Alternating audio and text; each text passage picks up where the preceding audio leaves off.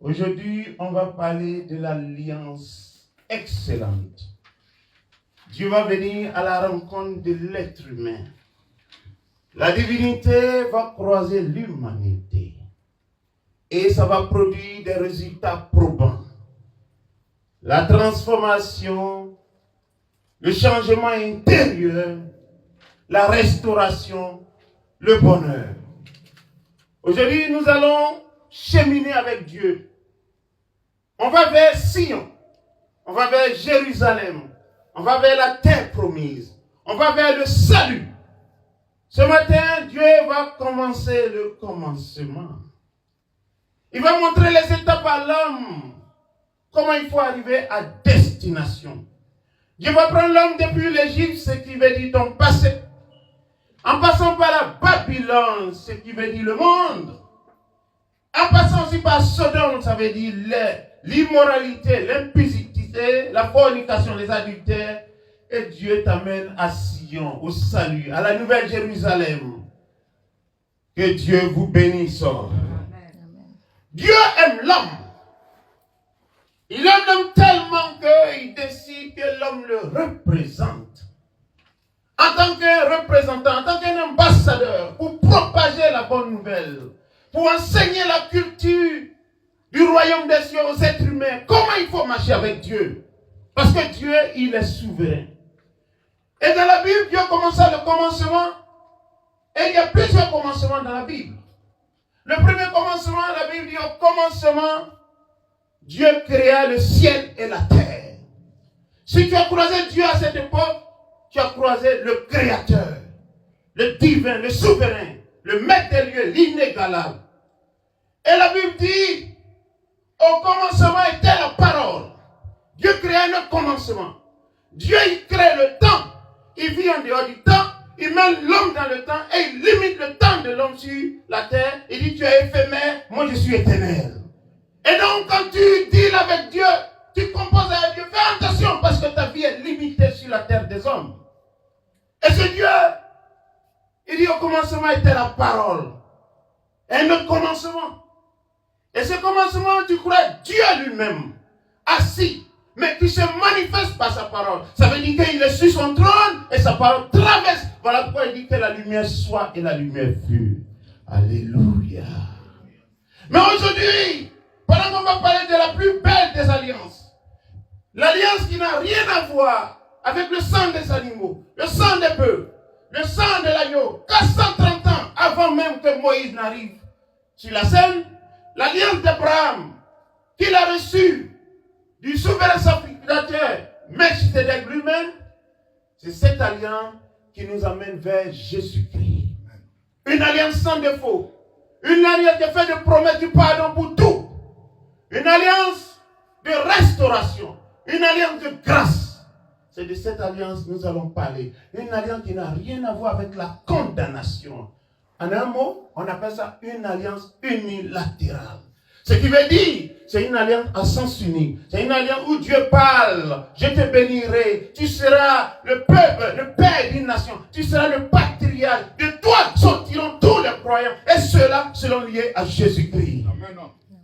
Et quand Moïse arrive, Dieu envoie l'alliance bilatérale. C'est-à-dire, c'est le donnant-donnant. C'est ce qu'on va vérifier dans le livre de Galates plus tard. Quand on commence la leçon du jour, à partir de Genèse 17. Genèse 17, à partir du verset 15, Abraham a 99 ans. Mon soeur, mon frère, ma soeur, combien de temps tu as attendu pour avoir un enfant? Combien de temps tu as attendu pour avoir un bonheur? Abraham a 99 ans. D'abord, commence Genèse 17, à partir de son verset 1, et tu comprendras. 99 ans, sa femme Sarah 90 ans, 9 ans de différence. Et pratiquement 200 ans d'attente pour avoir le bonheur, le fruit de l'entraille. Mais pour Dieu, un jour c'est comme 1000, 1000 c'est comme un jour. Dieu n'est pas limité par le temps. Pendant que toi tu parles du temps, Dieu ne connaît pas le temps. Parce que là où Dieu se trouve, dans le monde spirituel, il n'y a pas de temps, il n'y a pas de date, parce qu'ils sont éternels, les esprits ne meurent pas. Alléluia. Oui, vas-y, mon frère. Dieu dit à Abraham, Dieu va dire à Abraham, il a parlé à Abraham à 99 ans.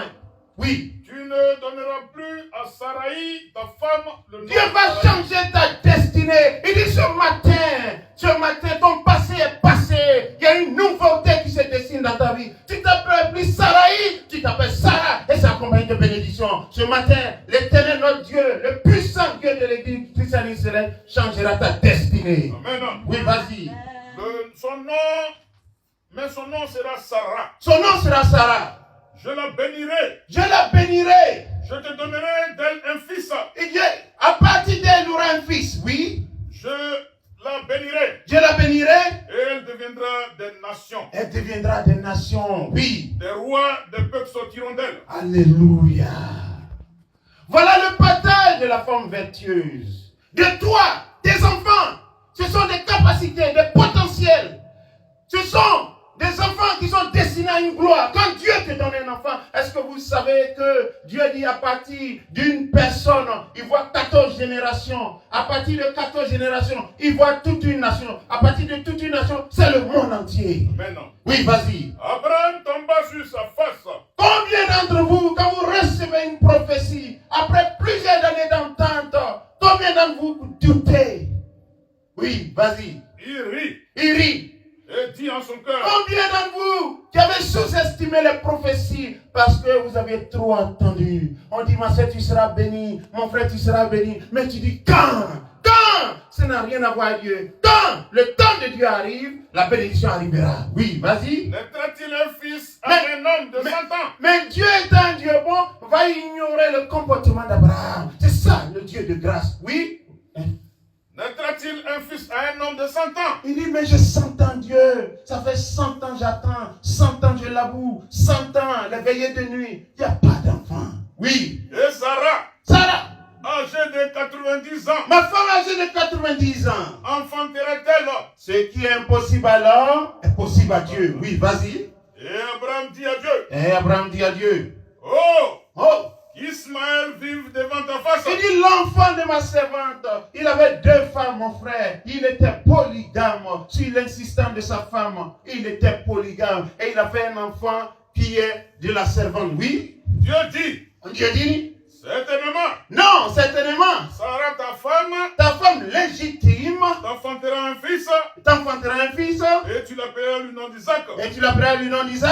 J'établirai mon alliance avec lui. Dieu maintenant va établir l'alliance avec l'homme. Dieu va choisir l'homme comme son ami de compagnon, son confident.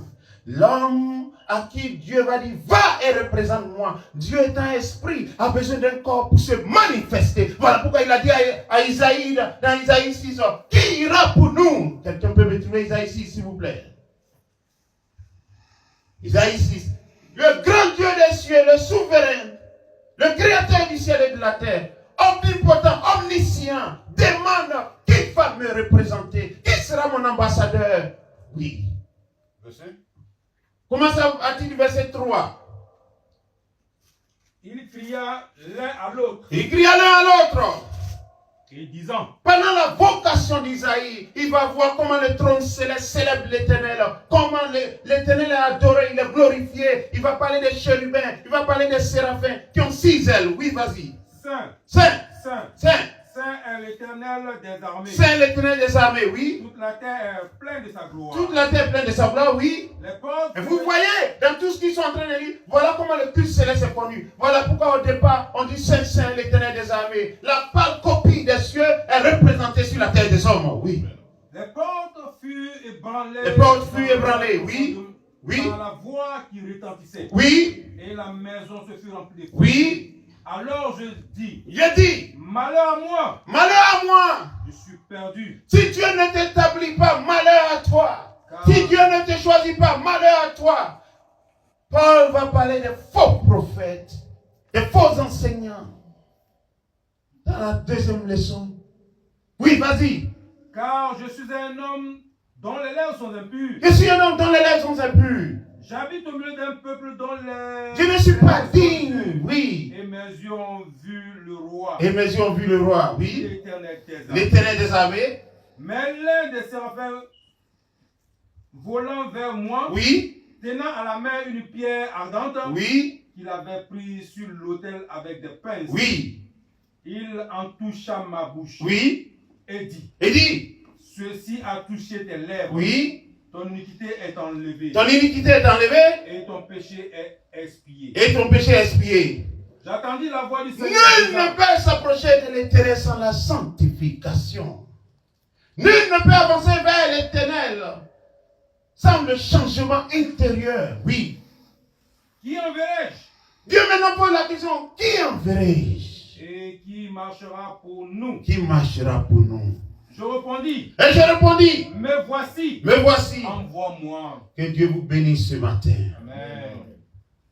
Vous voyez, Dieu il est bon. Toujours. Et tout ce qui intéresse Dieu, c'est votre bien-être.